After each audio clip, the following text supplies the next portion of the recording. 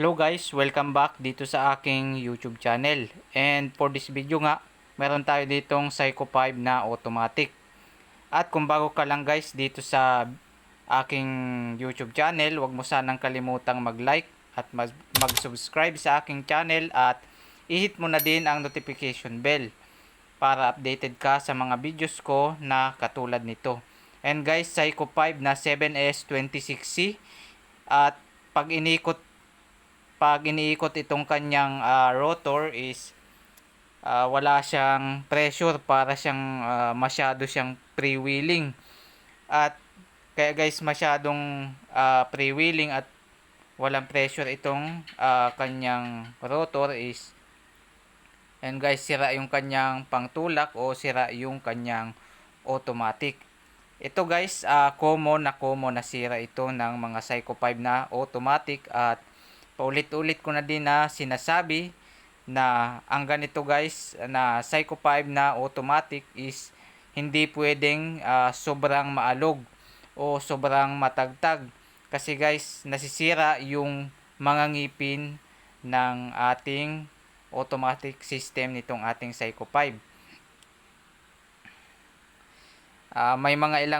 Maraming may-ari ng ganitong Psycho 5 na nagtataka kung bakit paulit-ulit na lang ang kanilang pagpapaayos ng ganitong klase ng relo. At paulit-ulit silang pabalik-balik sila sa shop. At paulit-ulit na nasisira yung kanyang automatic.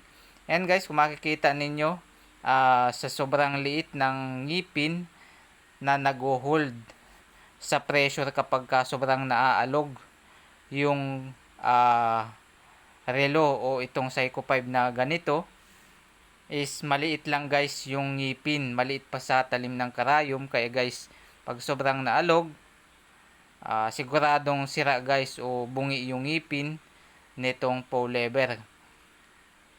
Kaya guys, ina-advise ko na pagka meron kang Psycho 5 na automatic at lalo na wala pang bukas ang makina, is ingatan mo guys sa paggamit at wag mong gagamitin sa sobrang maaalog ito guys. Hindi ko sinasabi sa bidyong ito na hindi pwedeng maalog ang ganitong klase ng relo guys. Ang sinasabi ko is hindi siya pwedeng sobrang maalog o sobrang matatagtag, kasi guys dito madalas na nasisira ang ganito guys na pyesa, ang ganitong pull lever. Ito guys, ganyan lang kaliliit ang ngipin na halos hindi mo na makita. Ganyan guys ang ating mga pyesa.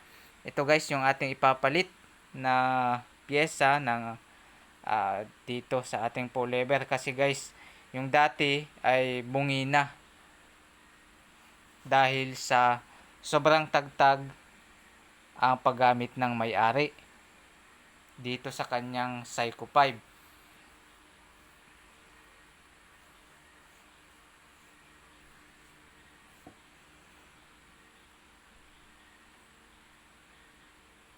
Madalas guys merong mga Psycho 5 is nakakalimutan nilang tanggalin sa kanilang mga braso itong ganitong klase ng relo kapag nagtatrabaho sila o nagpapanday. Kaya guys, nasisira yung ganitong klase ng relo.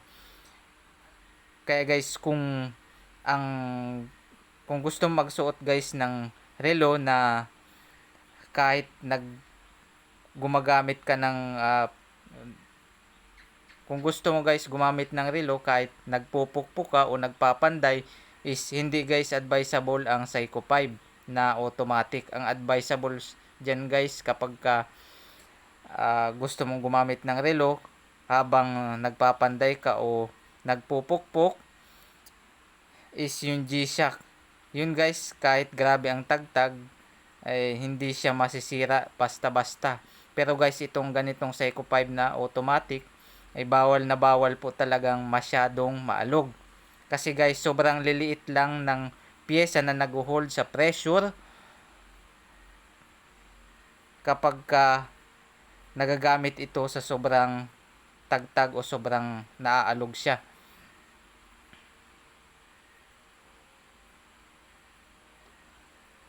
And guys, ito na yung kanyang transmission, at dyan guys kumakapit yung ngipin nitong bow lever natin, na sobrang liliit din guys na halos hindi mo na makita.